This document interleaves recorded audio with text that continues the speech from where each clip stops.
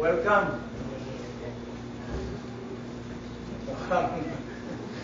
Maraming multo ngayon.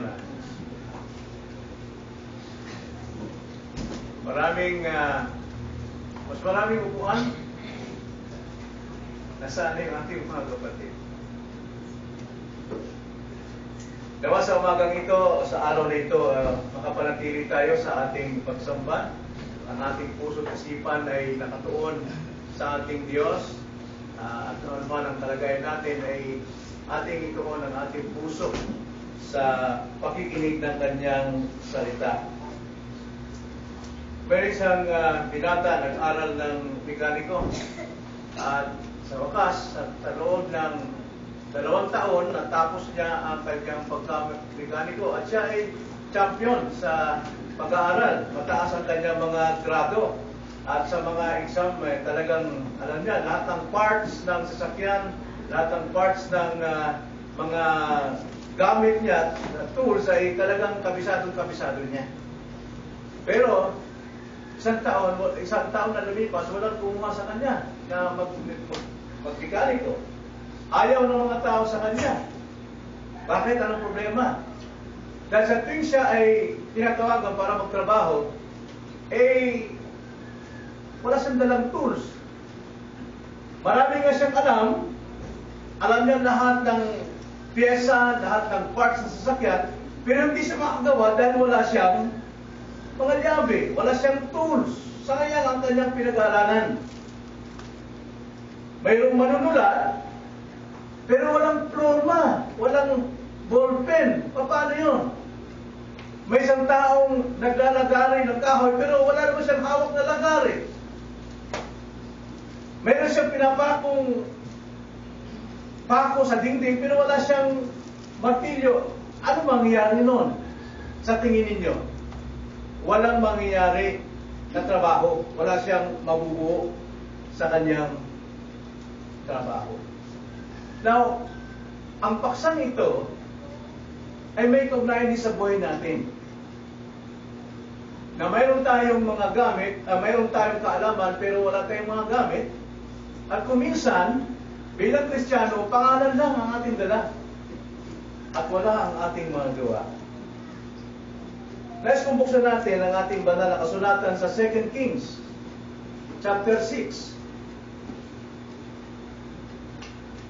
At tingnan natin kung ano ang kaugnayan nito sa ating buhay bilang mga Kristiyano, bilang mga mananampalataya, lalo na sa Paskong ito.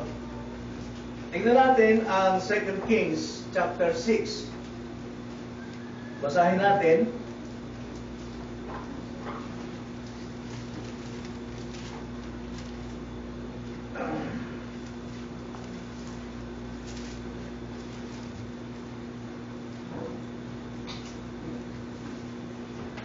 Ganito ang sabi.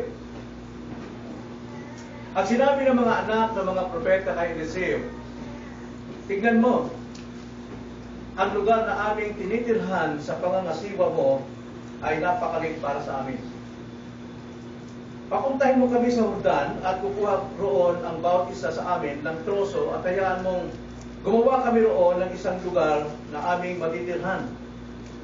Siya sumagot, sige. At sinabi ng isa sa kanila, mali bang ikalugod mo na sumama ka sa inyong mga lingkod? At siya'y sumagot, ako'y sasama. Kaya siya'y sumama sa kanila. Nang sila'y dumating sa Jordan, sila'y nagsiputol ng mga punong kahoy.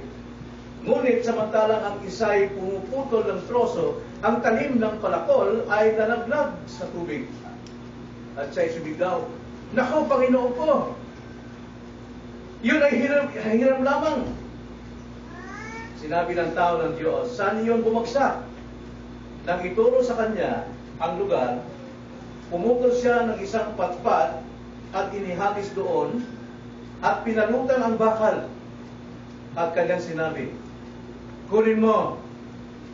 Kaya't kanyang iniabot, iyon ng kanyang kamay at kinuha iyon. Ay manalangin. Panginoon, tunay nga Lord na kumisan tulad kami ng mga mekaniko na walang tools, Tulad kami ng manunulat na walang ballpen. Tulad kami ng karpentero walang gamit. Nawa, Lord, ipaunawa niyo sa amin ang inyong mga salita, prinsipyo ng inyong mga salita upang makita namin ang aming totoong kalagayan sa kasulukuyan bilang inyong mga tao na namumuhay sa mundong ito. Pagpalain po ninyo ang mga salitang aming nabasa sa aming mga puso at maluwalhati kayo sa aming kalagitnaan. Kung aming dalangin sa pangalan ng Panginoon Jesus. Amen. Now, nais kong ikwento ulit yung ating binasa.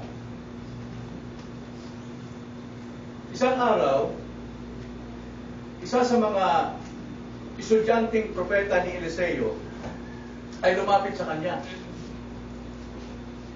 At sinabi niya na kung maaari magtayo sila ng panibagong eskwelahan na kasama rin ang kanilang tirahan sapagkat sa panahong ito, maraming estudyante ng pagkapropeta ang tinuturuan ni Eliseo. Nabantok si Eliseo dahil sa kanyang pakikipag-isa kay Elijah. At dahil dito, marami pong naghangad na maging propeta. At alam natin, bago sila maging propeta, kailangan dapat meron silang mga kaloob. At dahil sa dumami ang mga estudyante, hindi sila magkasa sa eskwelahan at the same time, doon sa kanilang tirahan. Kaya ninais nila ang mga estudyante na sila ay tumawid doon sa Jordan upang doon mamutol ng kahoy at makapagtayo ng tirahan at eskwelahan. Kumaig naman itong propetang si Eliseo. At habang sila'y pumuputol ng kahoy, isa sa mga ulo ng palakol ng binatang propeta ay tumilapon. At nahulog ito sa malalim na ilog. At siya'y napasigaw na nawala ang kanyang talim o ang ulo ng palakol. At sinabi niya kay Eliseo, at alam natin ang kwento, ito ay naipanumbalik sa kanya. Now, ano ang ibig sabihin ng ulo ng palakol? Pag sinabing ulo ng palakol, alam natin tumutukoy ito sa talim. Sa talim. Walang sino mang pinakamagaling na tao na makapuputol ng anumang kahoy kung walang talim. Walang sino mang makapagtatayo ng bahay kung walang talim ang kanyang gamit. Now, ang talim, ito ay tumutukoy sa kapangyarihan ng Espiritu na gumagawa sa ating buhay. Lahat ng edukasyon ay hindi maaring pumantay o humigit dito sa talim na ito.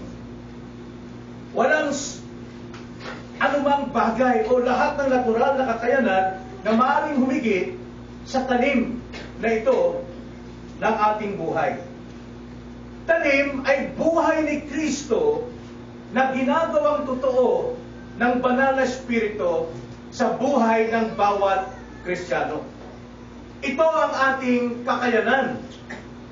Ito ang ating patutuo. Ito ang ating ilaw at asin ng sanlibutan. Ito ang ating effectiveness. Ito ang ating bisa. Kadalasan sa mga Kristiyano ngayon, nawawala ang bisa. Taglay ang pangalan, taglay lamang ang manggo o ang handle ng palakol, pero walang talim. Maraming Kristiyano hanggang panlabas lamang. Hanggang salita lamang, pero walang makikitang gawa, walang bisa, walang effectivity sa kanyang buhay. At marahil, isa sa atin dito, nawawala ang talim na yon. Nawawala ang patutuong yon. Nawawala ang init na yon. Nawawala ang kasigasigan na yon. Nawawala ang totoong pag-ibig sa Diyos. Pero may magandang balita. Maaari itong mapanumbalik sa iyo ngayon. Now, paano? Paano ito mapapanumbalik sa isang Kristiyanong nawawalan siya ng talim? Mayroon pong 5 prinsipyo na makikita natin sa ating binasa upang ating gawin. prinsipyong tungkulin ng bawat nagsasabing Kristiyano upang mapanumbalik ang kanyang talim, ang kanyang bisa, ang kanyang effectivity, ang kanyang patotoo. Now, una, ating mababasa ang prinsipyong ito sa verse 5. Tignan natin ang nangyari sa verse 5. Ngunit samantalang ang isa'y pumuputol ng troso, ang talim ng palakol ay nalaglag sa tubig. At siya'y sumigaw, "Nako, Panginoon ko!" Yon ay hiram lamang. Ang prinsipyo rito ay ito: ilahad ang problema. Tungkulin nating ilahad ang ating problema sa Diyos. Ang sabi ng binata rito, "Nako, Panginoon ko, nawala ang talim. Humilagpos ang aking talim." Sabi ng binata. Inamin ng binata na kanya itong naiwala. Iyon ang kailangan natin. Bakit nawawala ang ating bisa? Nawawala ang ating init, nawawala ang ating kasigasigan. Kailangan nating aminin na ito ay naiwala mo. Marahil, ilan sa atin hindi pa nangyayari ang ganitong bagay. O ilan sa atin hindi natin napapansin na wala na tayong bisa. Na wala na tayong magandang patotoo. Na nawala na sa atin ang kainitan. Pero karamihan, nawawala ang talim ng pagiging mabisang Kristiyano. Marahil tulad tayo ng palakol, nang naiwan lamang ay handle. Totoo, maganda yung handle. Makinis yung handle, pero walang talim. Totoo, nakikita tayong Kristiyano. Nakikita tayong kumikilos, umaawit, nagbabasa, umaaten, pero walang bisa. Walang magandang patotoo. Nawawala ang init sa gawain ng Panginoong Jesucristo. Nawawala ang kainitang makasamang lagi si Kristo. Walang pakikipagniig, walang pananalangin sa bawat umaga, walang personal devotion. Nawala ang kasigasigan sa pagsamba sa Diyos. Kung may pagsamba man, ito ay dahil tungkulin na lamang at kailangang gampanan. Nawawala ang patotoo niya tungkol kay Jesucristo. Ano ang solusyon? Ano ang dapat gawin? Ilahad sa Diyos ang problema. Hanggat hindi natin nilalahad at hindi natin inaamin na nawala ang ating talim, mga kapatid, wala po tayong matatanggap na talim mula sa Diyos. Ang sabi ng binata, "Naku po, Panginoon, nawawala po ang aking talim." Na aminin natin ito, mga kapatid, na tayo'y nawawalan. Ating aminin na tayo'y malamig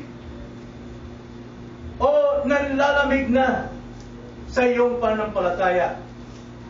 Na maraming Kristiyano, mapapansin natin, nakikita natin, maring kasama natin, maring kamag-anak natin, na taglay ng pangalang Kristiyano, taglay ng pagiging miyembro sa iglesia, pero sa tuwing sa pagsamba, walang kainitan. Maaring nariyan din sa tabi, nariyan kasama natin, ngunit ang isipan, wala sa pagsamba. Nawawala ang talim. Maging tapat tayo sa pag-amin ng ating kalamigan. Masyado tayong busy sa labas, masyado tayong busy sa lahat ng ating mga personal na gawain. Yung po yung unang prinsipyo na dapat nating gawin. Tungkulin nating ilahad sa Diyos na nawawala na ang ating talim. Nawawala ang ating talim. At ikalawa, tignan natin ang prinsipyo sa verse 6. Ano yung tungkulin na dapat nating gawin? Sinabi ng tao ng Diyos, saan iyon bumagsak? Nang ituro sa kanya ang lugar, pumutol siya ng isang patpat at inihagis doon at pinalutang ang bakal. Na ano pong tungkulin? Una, ilahad sa Diyos aminin na ito'y nawawala na. At ikalawa, ay kailangang linawin ang problema. Tungkulin nating linawin. Alam ng Diyos kung ano na ang ating kalagayan. Alam ng Diyos na tayo malayo na sa Kanya. Gaya na sinabi ng Panginoon sa Matthew chapter 15 verse 7 to 8, ang bayang ito ay nagpupuri sa akin ng pawang pagkukunwari. Pinupuri nila ako sa labi, ngunit ang kanilang puso ay malayo sa akin. Kaya na, ikalawang prinsipyo, tungkulin natin gawin, linawin ang problema. Ano pong dapat linawin dito? Masdan natin muli ang talata. Tingnan nyo sa panghuling pangungusap sa verse 5 and then 6. Nako, Panginoon ko, yun ay hiram lamang. At sinabi ng tao ng Diyos, sana yun bumagsak. Nang ituro sa kanya ang lugar, pumutol siya ng isang patpat at inihagis doon at pinalutang ang bakal. Unang-una po, sa ikalawang bahagi ng paglilinaw ng ating problema, aminin natin hindi atin yung talim na yun. Yun ay hiram lamang. Hiram lamang ang talim na ginamit ng binata. Ito'y hindi kanya, kaya dapat siyang mag-alala. Dapat siyang malungkot. Alam niyo, ang bakal sa panahon ito, bagamat mayroon na pong bakal, ito'y nagsimula pa lamang sa panahon ng mga anak ni Cain, na mayroon nang nag-iimbento na gumawa ng mga kagamitang bakal. Ngunit sa panahon ito ng Israelites, ang bakal po ay bihira sa lugar na yon. Hindi lahat ng sundalo ay mayroon silang mga sandata na yari sa bakal. Kaya ang bakal ay napakamahal. Mahal pa ito sa ginto, sa panahon ito, mahal pa ito sa kanilang buhay, ang bakal. Kaya ang isang bakal na pinagkakatiwala sa isang tao, ibig sabihin, ang tao yon ay katiwala. At siya ay inasahang iingatan niya ang bakal. Ngunit ngayon, naiwala ng binata. Kaya gayon na lamang ang kanyang pagsigaw. Nilinaw niya, Panginoon, hiram lamang yung bakal na yon. Hiram lamang ang bakal na yon. Ito'y pag-aari ng iba. Ito'y mahal sa panahon ng Israel. Bakal ay kayamanan sa panahon ito at malaki ang kanyang pananagutan. At ito'y ipinagkatiwala lamang sa kanya. At ganoon din sa atin. Hindi tayo nagtataglay ng kapangyarihan ng Diyos, kundi tayo ay taglay sa kapangyarihan ng Diyos. Ang ating buhay ay hiram lamang. Ang ating kalakasan ay hiram lamang sa Panginoon. At dapat natin itong pahalagahan. Dapat natin lagi itong sinasubmit sa Panginoon. Pero kung minsan, saan natin dinadala ang ating talim? Saan natin dinadala ang ating kakayanan? Saan natin dinadala ang ating kasigasigan? Saan tayo masigasig? Sa mundong ito? O sa samba o paglilingkod sa Panginoon? Ang buhay o ang talim ng ating buhay ay pahiram lamang sa atin. Na hindi ko sinasabing taglay natin ito dahil sa ating kakayanan.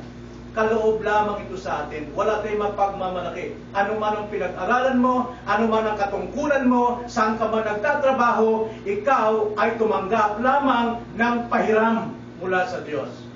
At kailangang ingatan ang kayamanan ito.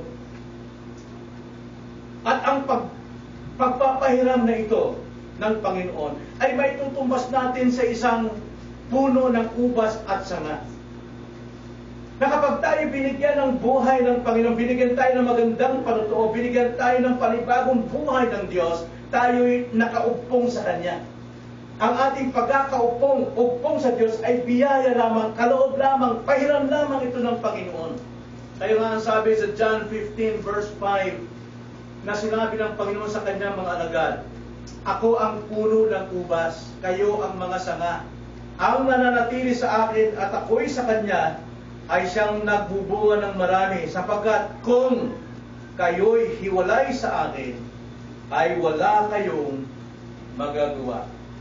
Ang sabi ng Panginoon sa Kristo, apart from me, You can do nothing. Hindi sinabi ng Panginoon na makakagawa kayo ng maliit na bagay.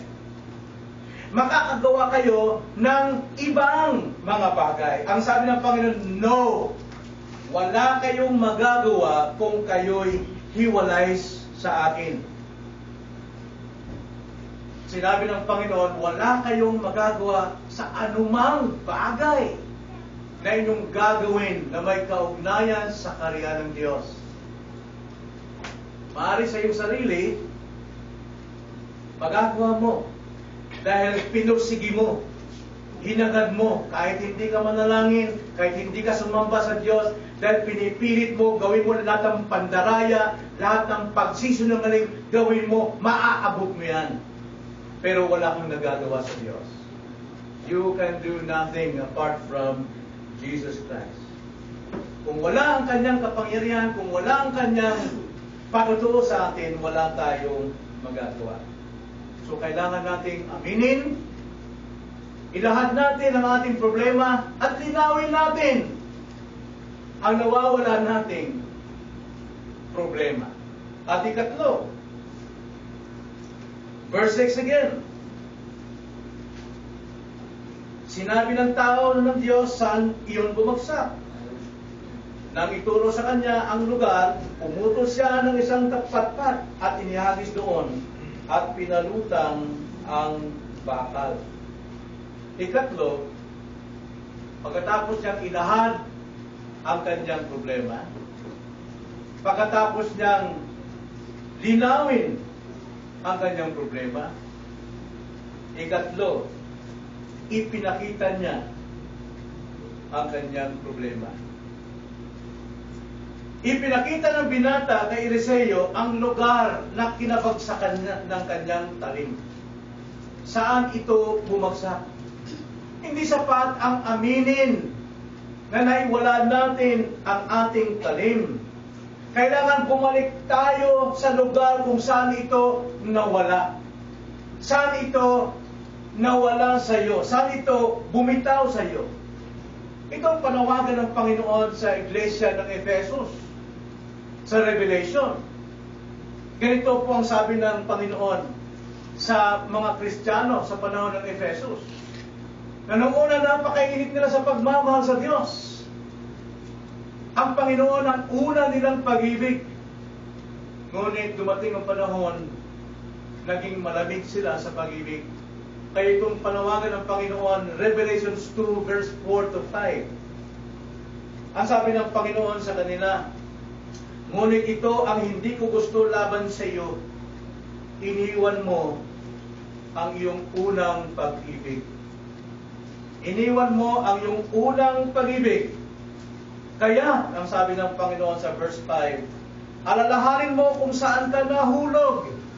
Magsisi ka at gawin mo ang mga bagay na ginawa mo noong una.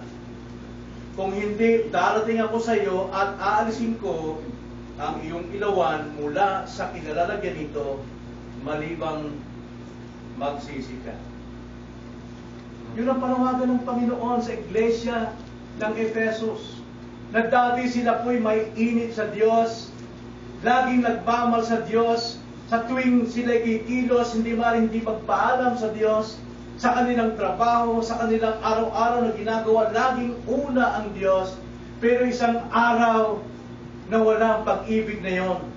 Kaya sabi ng Panginoon, ito ang ayaw ko sa iyo, iniwan mo ang una mong pag-ibig sa akin. Kaya ngayon, alalahanin mo, saan ka bumagsak? Saan ka nahulog? Ano ang kinahulugan mo? Balikan mo. At alalahanin mo, aminin mo, at pagsisihan mo. Dahil kung hindi, tuluyan kong alisin ang iyong magandang patutuo.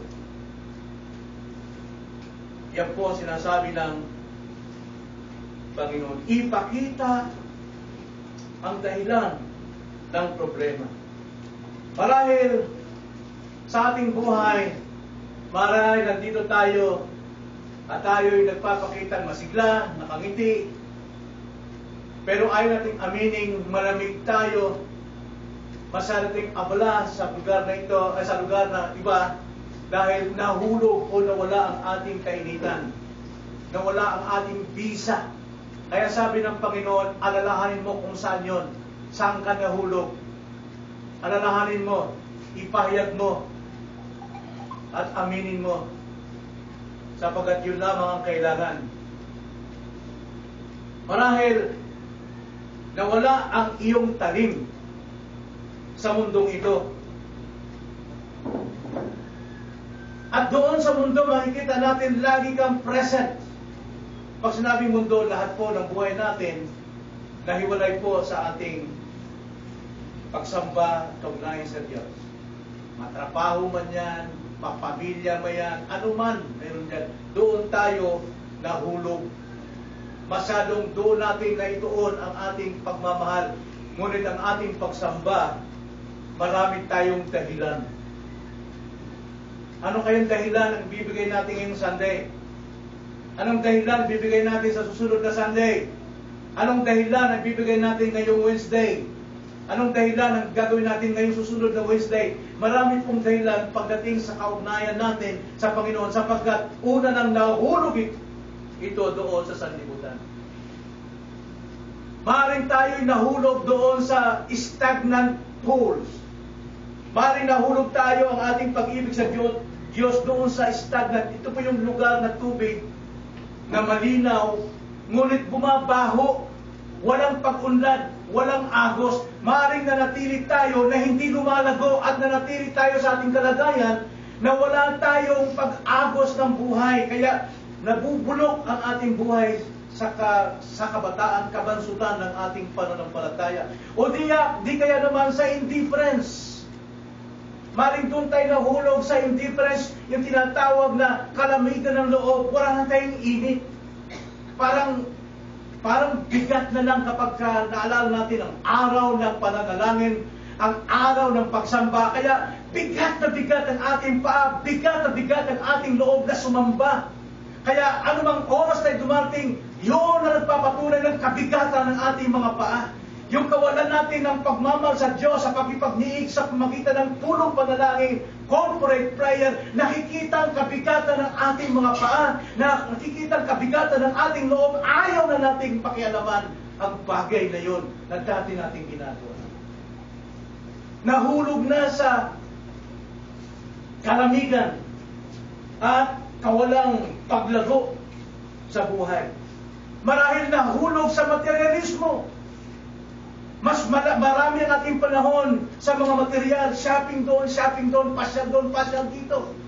O di kaya ginagawa natin ang lahat ng pandaraya. Mayroon tayong ginagawang pandaraya sa lihim.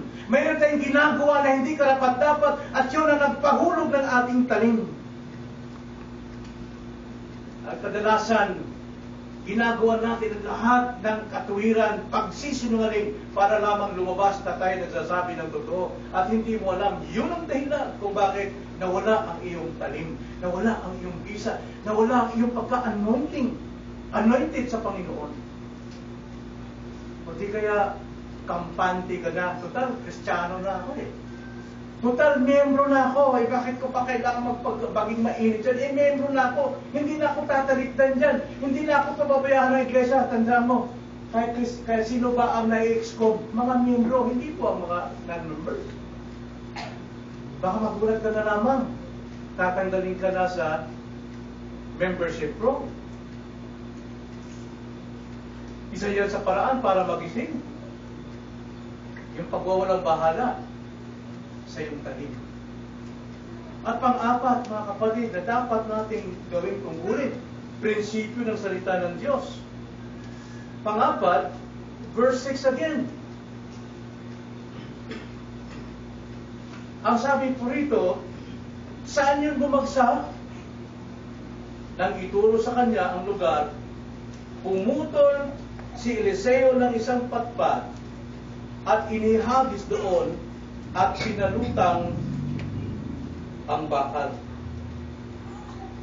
Ano pong nakikita natin dito sa binata? Nung may lahat niya ang kanyang problema, naku po, Panginoon, nawawala ang aking tanim. Hiram labang iyon. At ituturo ko sa inyo kung saan bumagsak. Ano pong ginawa ng binata? nagtiwala siya sa kapangyarihan o kakayanan ng kapangyarihan ng kanyang pinapanginoong propeta, si Eliseo. Suko na siya sa kanyang sarili. Nawala, hiram lang, malaking pananagutan, at hindi niya kayang may papaluntang nun. Wala siyang magagawa. Mga kapatid, wala kang magagawa sa iyong sarili. Paano mo itong ibalik yung talim mo? Ang kailangan dito, ipagkatiwala natin sa kakayanan ng kapangyarihan ng ating Panginoon. Si Eliseo ay tumatayong Panginoon natin sa ating panahon. Sa panahon yon, ang tanging tinitignan ng mga estudyante ng mga propeta o mananampalataya noon ay ang kanilang Panginoon na propeta. Isinuko na ng binata ang kanyang sarili at ipinaubaya niya kung anong gagawin ni Eliseo at anong ginawa ni Eliseo. Kumuha siya ng isang tapat at inihagis yun sa tapat ng kinahulugan. At ano nangyari? Lumitaw ang bakal. Wow! Yan po yung tinatawag na himala. Providensya, hindi po himala. Ang providensya, nakatakda yan na mangyayari sa ating buhay. Providensya na ikaw ay ingatan sa iyong trabaho, saan man lupalot ng daigdig, hindi yan dahil sa iyong galing. Hindi dahil sa magandang sinakyan mo, hindi dahil magandang kumpanya mo, anytime, pwede kang mawala ng buhay. Ngunit dahil sa providensya ng Diyos, hindi kanya pinabayaan. Kaya nga naman, dapat nating alamin ang dalawang daan. Kapag narito ka sa nakatakda na kahirapan, problema, mga mabibigat na consequence, at ito ang sinunod mo, talagang nakatakda lahat ng parusa o lahat ng mga kabiguang daranas sa buhay mo. Ngunit pinili mo ang kanyang kalooban, na sundin ang kanyang kalooban, ay lahat ng pagkapala, bagamat may problema, ay kayo mayroong kapanatagan. Di ba sabi ng Biblia? Itinakda ko, tinawag ko ng langit, at tinakda ko, nilagay ko sa inyo, sa kabilang panig ay ang buhay, at ang kabilang panig ay kamatayan. Sundin ninyo ang buhay. Providensya yun. Pero ang Panginoon, siya hindi nagpapailalim sa providensya. Pwede niyang gawin ang isang bagay na labag sa providensya o kontra sa providensya, sapagkat ang providensya laging mayroong kasangkapan. Pero ang himala, higit yan sa providensya. Tanging Diyos lang ang makakagawa. Kaya mayroon pa rin tayong pag-asa. Sa providensya natin, marahil nandun tayo sa kinabagsak natin dahil sa ating pagrebelde, gumawa tayo ng paraan, labag sa kalooban ng Diyos, tayo nabubuhay dahil sa kanyang common grace, pero maaari pa rin tayong magtiwala ng kanyang himala. Sa problemang yun, nagiging pagsubok na lamang. At itong ginawa ni Elijah, wala nang pong mangyayari. Walang providensya, maaari magpalutang doon eh. Hindi yun itinakda ng Panginoon na anumang nalaglag pwedeng lumutang. Anumang naitaas ay pwede ring bumagsak na iba. No? What goes up must come down. At anumang bumaba, hindi pwede tumaas. Maliban sa himala. Pero ito, kapirasong patpat, inihagis ni Eliseo. Na huwag niyo kong hanapan ano yung kahulugan nun. Secret things belongs to God. Pero ang maliwanag doon, ang Diyos, mayroon siyang magagawa anuman ang naisin niya, anumang paraan, sa anumang bagay, maaari niyang magagawa alang-alang sa iyo kung iyong inilahan ang iyong problema, kung nilinaw mo yung problema, at kung itinuro mo ang kinabagsakan ng iyong problema. May magagawa ang Diyos. At yun po ang salita ng Panginoon. Magtiwala tayo sa kakayanan ng kanyang kapangyarihan. Ano bang kapangyarihan ng Diyos? Anong kapangyarihan ng Diyos sa atin? Ang sabi ni Pablo sa Romans 1:16, hindi ko ikinahiya ang kapangyarihan ng Diyos. Ano yun? Ang Ebanghelyo. Sapagat ito ang ikaliligtas ng lahat ng sasampalataya. Akalain mo, himala po yun. na maligtas ka sa pamamagitan ng Ebanghelyo. Himala po yun na makapanumbalik tayo sa pamamagitan ng pakikinig natin sa salita ng Panginoon, na tayo muling buhayin sa ating kahinaan, sa ating kalamigan. Himala, gawa lamang ng Diyos yun, at hindi natin yun gawa. Maaaring may katungkulan tayo na kailan kong sumambangin, gusto ko makinig ng mensahe ng Panginoon dahil gusto ko lang manumbalik sa aking kainitan. Tungkulin natin yun. Pero yung panumbalikan ng kainitan ng iyong puso, gawa ng Panginoon yun. Ang kailangan lamang, ilahat ang problema. Linawin ang problema. Ipakita ang problema saan ito bumusa. Gawin nating ilaw ng ating paa at liwanag ng ating landas ang salita ng Panginoon. Yun ang kulang sa atin. Manumbalik tayo sa ating first love. Ang ating first love ay ang Word of God. Itong salita ng Diyos ang magtuturo sa iyo, kulang ka na sa pagsamba, kulang ka na sa pananalangin, mayroon kang kasalanan tinatago sa iyong puso, at kung manalangin ka man, bagamat nabibigay mo sa Panginoon, pero hindi ka aasa na mayroong kasagutan sa panalangin mo. If I regard iniquities in my heart, the Lord will not hear me. Yun ang sinabi ng Panginoon. Yun ang salita. Kaya dapat nating pagsisihan ano man yung mga bagay na siya nagpapalamig sa atin. Salita ng Diyos, ang kapangyarihan ng Diyos, ang siya magbibigay sa atin ng solusyon paano tayo makakapanumbalik sa Kanya. At pagkatapos, panlimang prinsipyo, verse 7. At Kanyang sinabi, kunin mo. Kaya't Kanyang iniabot iyon ng Kanyang kamay at kinuha ang talim. Panlimang prinsipyo na bilang tungkulin natin, ituwid natin ang ating problema. Yun ang ipang panlima. Ituwid natin ang ating problema. Ano yung sabihin ituwid? Baruktot. Ayusin natin, pagsisihan natin, gawin natin ang ating kulang. Sinabi ng Eliseo sa binata, damputin mo.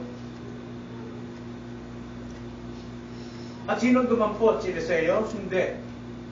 Ang dumampot ay ang binata. Ngayong lumantad na ang talim, ngayong inilantad na sa iyo kung ano ang kailangan mo upang mapanumbalik sa iyo ng Diyos ang iyong talim, ang iyong bisa, gawin mo ang iyong katungkulan. Marami sa atin na nanalangin. Ako'y nalulungkot sa mga panalangin ganito. Panginoon, bigyan mo ko ng kakayanan gawin ko ang aking paglilingkod sa iyo. Panginoon, bigyan mo ko ng kakayanan, Panginoon, na ako'y makapagsalita.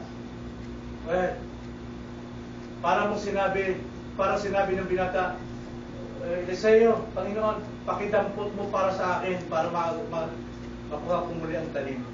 Maraming panalangin. Kailangan gawin natin ang ating katungkulan. Dapat ang prayer natin, Lord, pagpalain po ninyo ang aking gagawin. May katungkulan akong tumayo at magsalita. May katungkulan akong tumayo at manalangin. May katungkulan akong turuan ang aking mga anak. May katungkulan akong kabayan ang aking asawa. Hindi natin ipabaya sa Diyos. Tungkulin natin yan. Ang sabi ni Eliseo sa binata, damputin mo ang talim. Marami sa atin, parang sinisisi natin sa Diyos kung bakit hindi niya tayo tinulungan. Sapagkat naniniwala para sa kasabihan ng malaking reliyon na sabi, God help to those who help themselves. Tutulungan daw ng Diyos ang mga taong tinutulungan ng kanilang sarili. Hindi po yan. Tinutulungan ng Diyos ang mga taong nagtitiwala sa Kanya. God help those who trust in Him. Pagka nagtiwala ka na ito'y nilantad sa iyo, gawin mo ang iyong katungkulan. Hindi ka tutulungan ng Diyos dahil ginawa mo katungkulan, kundi ginawa mo yung katungkulan dahil tinulungan ka na ng Diyos. Nailantad ang iyong problema at kakayanan. At ngayong inilantad ng Panginoon sa iyo, maaaring ngayon, ano ang inilantad sa iyo ng Panginoon? Saan yun bumagsak? Bakit nanlalamig ka? Ano ang mas minahal mo sa Diyos? Ikaw ba'y nawalan ng panahon sa panalangin? Ikaw ba'y nawalan ng panahon sa pagbabasa ng banal na kasulatan? Maaaring inilalantad sa iyo yan. Ikaw ba'y may panahon sa pagsamba? Ikaw ba'y may panahon sa pagtuturo sa iyong mga anak? Maaaring hindi. At yan ay nilalantad sa iyo. Ngayon, gawin mo! Gawin mo. Ang binatang ito hindi nagmakaawa kay Eliseo para damputin ni Eliseo ang kanyang katungkulan. Damputin. Isa nga nag-usap ni Brother Perry. Sabi ko, nung ano ba, driver ka lang, di ba? Eh, paano ka ba naging driver? Eh, nagsumikap siya mag-drive ng jeep. Hanggang sa natuto mag-drive ng jeep, nung araw, ninanakaw pa yung jeep para maninyo. Ngayon, nung alam na yung jeep, nag-drive ng Ford Fiera, malaki-laki na. Bandang huli, nag-drive ng truck. Bandang huli, nag-drive ng trailer, nag-drive ng crane, nag-drive ng bulldozer, nag-drive ng sasakyan na ang gulong ay kailangan hagdanan sa taas. Bakit ang nangyari? Dahil ginawa ang katungkulan. Bakit Spurgeon magaling mag-preach? Dahil hindi nagpapabaya sa pag-aaral ng kanyang paggawa ng sermon. Mahal niyang Diyos, mahal niyang pag-aaral. Kaya naman minahal din siya ng Diyos. Kaya siya naman nabantog at hindi yun sa kanya. Hindi yun ay lamang mula sa Diyos. Marami sa atin ang namumuhay na walang talim. Walang talim. Hanggang yun, di pa alam kung saan yung Book of Daniel. Hanggang ngayon, di pa alam kung saan yung Book of Revelation. Hanggang ngayon, di pa alam yung Book of Titus. Bakit? Hindi hinahasa yung pagbabasa. Hindi hinahasa. Wala pa rin talim. Kapag ating pong nakikilala ng gusto ang Diyos, nahahasa po ang ating talim. Marami tayong nagagawa, marami tayong iniiwasan, marami tayong hindi ginagawa dahil alam natin kung anong kalooban ng Diyos. At nagkakaroon tayo ng magandang buhay. Sabi nga ng Panginoon sa John 6:63, ang salita kong sinasabi sa inyo ay Espiritu at ang Espiritu nagbibigay buhay at hindi ang laman. Espiritu ng Diyos, gawa ng Espiritu sa ating buhay ang siya nagpapatalas ng ating talim. Ito ang kapangyarihan ng Diyos, ang kanyang salita. Simulan natin mga kapatid, ilahad sa Diyos ang ating problema. Linawin ito. Ipakita ito. Pawalang bisa ito. Pawalan mo ng bisa. Tulad ng pagtitiwala ng binata kay Eliseo. Then, panghuli, ituwid ang problema. Kaya ang tanong sa umagang ito, mga kapatid, ikaw, kumusta na buhay mo? Mainit ba ang puso mo sa tuwing sasamba ka sa Diyos? Mainit ba ang puso mo sa tuwing mag-share ng salita ng Diyos? Nararamdaman ba ito ng mga taong kausap mo? Nararamdaman ba ito ng iyong mga anak kung gaano kamahal ang Panginoon? Nararamdaman ba ito ng mga taong nakakausap mo?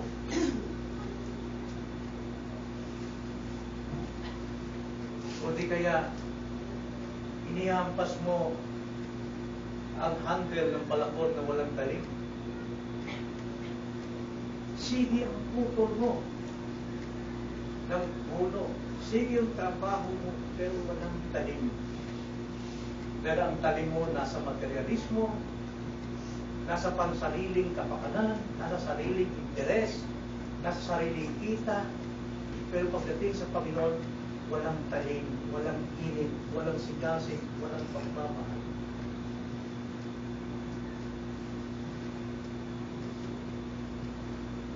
Mayroon bang kagalakan ng ating mga paa patungo rito? Mayroon ba tayong kalungkutan kapag hindi tayo nakakapiling sa presensya ng Diyos? Sapagkat ang sinabi ng Panginoon, hindi nyo ba nalalaman na kayo ay templo ng Diyos at ang Diyos ay naninirahan sa kalagitnaan ninyo? Marahil matagal ng panahong pinaniwalaan mo sa iyong sarili, nataglay mo pa rin ang talim. Pero nadama ng mga tao yan, wala na yung talim. Nakikita ng mga tao, wala na yung talim. Obligasyon na lamang na nandyan sa atin. Tumatayo tayo bilang obligasyon. Tumatayo tayo at nagpapakilala tayong Kristiyano bilang obligasyon at hindi talaga bilang pagmamahal na may passion sa ating Panginoon. Ilang taon na tayo? May nagagawa ba tayo sa Kristyanismo? May nagagawa ba tayo? Tumatagal ang panahon, tumatanda tayo, pero wala tayong katiyatan. Tanda natin, ang talim ay ang buhay ni Kristo na ginagawang totoo ng Banal na Espiritu sa ating mga sarili. Taglay mo ba ang talim na ito? Sana. Ilahad natin ang problema sa Panginoon at linawin natin ito sa Panginoon. Ipakita ang dahilan kung saan ito bumagsak. Pawalang bisa ang ating mga pananatwiran at ituwid pagsisihan ang mga tayo. Tayo na lang. O Panginoon, tunay Lord na kailangan namin ang iyong biyaya. Kailangan namin ang iyong kalakasan sapagkat kung wala po ang iyong talim sa aming pong buhay, wala pong silbi ang aming pong pamumuhay Kristiyano. Pawang tangkay lamang, Lord. Panay pagpapakita lamang. Panay lamang, Panginoon, pagpapaganda. Ngunit wala pong bisa. O Lord, ayaw namin pong maging Kristiyanong walang bisa, Panginoon. Naway makita sa amin na buhay po ang bisang ito. Masigla kami sa pagsamba. Masigla kami sa pananalangin. May kagalakang kaming dumadako sa lugar ng panambahan tulad ni Haring David na kanyang kinaiinggitan ng mga layang na nakatira sa templo. O Panginoon, mas naisin pa ni David na siya'y manirahan bilang isang karaniwang bantay sa pinto ng iyong pong sambahayan upang siya'y makalapit sa inyo. O Lord, nawa, ganito po ang aming pong magiging kalagayan. Panumbalikin po ninyo ang aming talim. At ito'y manumbalik lamang kung ito'y aming ilalahad, kung ito'y aming lilinawin, kung ito ay aming itutuwid, Panginoon, sa aming pong buhay. Pawalang bisa ang pawalang talim na ito sa aming pong buhay.